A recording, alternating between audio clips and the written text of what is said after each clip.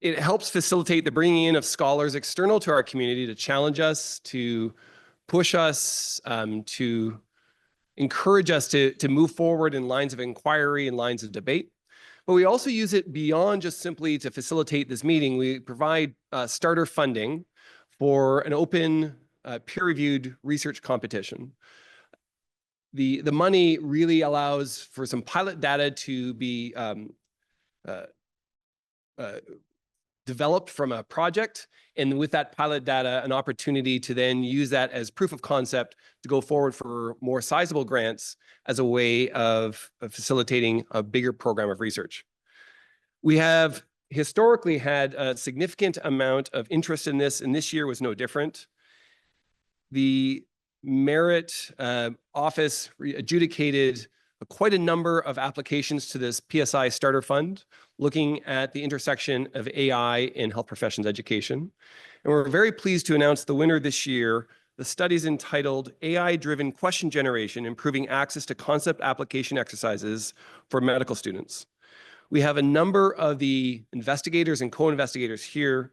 The principal investigator is Dr. Matt Sibold, but other co-investigators include Leo Morjaria, Anthony Levinson, Huang No, Kenya Bracken, Levi Burns, and I think that's all. I don't have my cheaters up here, so it's the PDF is opened up pretty big. So it's with a sense of thanks that we have some facility to use funding both to make this possible, but to also encourage direct, tangible outcomes around the themes that we're exploring. So we look forward to that presentation of that research in a coming Norman Education Research Day, which if that is not on your annual cycle and calendar for events, please consider it. It's always the first Wednesday in the first week of June. I want to talk to you briefly about Physician Services Incorporated as a means of understanding their work in supporting scholarship in the province of Ontario. It has historically come from an insurance process that was rolled over and entered into a not-for-profit foundation dedicated to looking at issues of health, families, and communities with a focus on interdisciplinarity, inclusiveness, impactful education, and research. And as an education researcher, I'll tell you that a number of my colleagues, including myself, has had very good success with their research grant process. There's a number of streams of funding, including operating grants, salary support, and perhaps not as directly applicable to us if we consider ourselves within the McMaster community, but if you imagine your colleagues or yourself in a community environment, also in terms of community and educational support. Probably the most effective way is to go to PSI, the website, and determine this inclusion and exclusion criteria.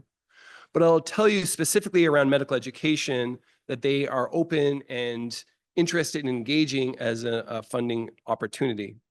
There are some unique caveats, though, in that the principal investigator must be a physician licensed in the province of Ontario, that co-principal investigators are possible, and that it is not physician exclusive in terms of the investigating team. It includes both established researchers, new investigators, and resident research. And so there's numerous lines depending on where you are in your own scholarly journey. And now I'm going to read out the URL. I'm not going to do that. Not relevant to our conversation around education research. There are other specific areas that they are not funding. I think this is an interesting piece in that there is no deadline. They have a rolling grant submission so that it's not as a panic in mid or to early February. You're like, oh my gosh, Tri-Council application deadlines are approaching. And specifically, they have a reasonable turnaround time in terms of grant evaluation and adjudication.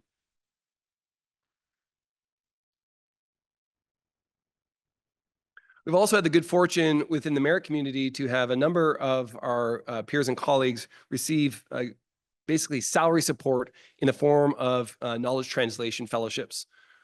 And who more is well situated to do knowledge translation than educators?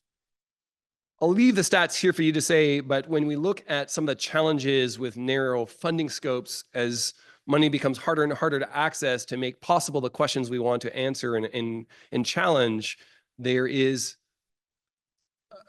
I guess the numerator and denominator make a lot of sense from this funding program. It sure gave me a lot of slides. So I think an end to kind of this message from our sponsor is to thank PSI for the generosity in providing us this unrestricted grant, to realize that we've actually translated that into conversations, but into the actual support of true ready-to-roll education projects. And we look forward to ongoing support in the coming years. So thanks very much.